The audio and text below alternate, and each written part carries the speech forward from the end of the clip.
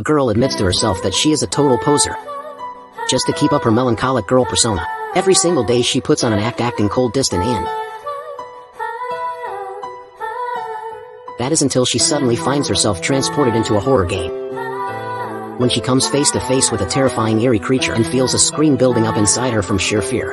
The system immediately notifies her that her every action will be broadcast live 24 hours a day.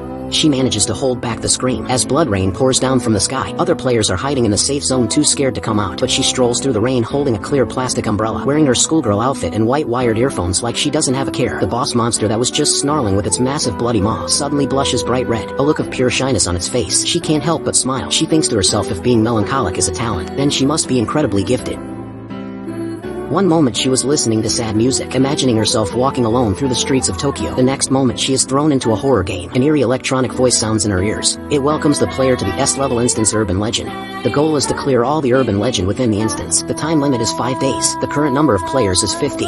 She finds herself on a cold, damp street, standing in front of a gray building. A chilly gust of wind suddenly blows through. Everyone instinctively hugs themselves, shivering from the cold, but she remains completely expressionless, her face showing only melancholy, because that is her persona. In reality, her mind is already screaming internally. Nearby, a timid girl starts crying for her. A guy who looks like a punk kicks a nearby street lamp. Then he suddenly freezes, staring blankly at her. Under the dim yellow glow of the street light, she stands there quietly, her face full of melancholy and calm, completely different from the panic around her. Her mind is completely focused on that street lamp. She thinks it's the perfect prop for creating a melancholic vibe, so she immediately positions herself under it. Just as she's focusing on maintaining her persona, a blood-curdling scream suddenly comes from the crowd. She looks up and sees into the boundless darkness. Something strange seems to be squirming inside, swallowing several players whole. Then comes the horrifying sound of chewing. Everyone scatters in fear. She steps back 2 paces, but in the end she holds back from running. Instead, she leans against the lamp post, tilts her head up at a 45-degree angle towards the sky, showing off her defined jawline. She reasons that running won't outpace the monster anyway, and if that's the case, she might as well keep up her melancholic persona even in death. Even if she dies, she wants to do it with dignity.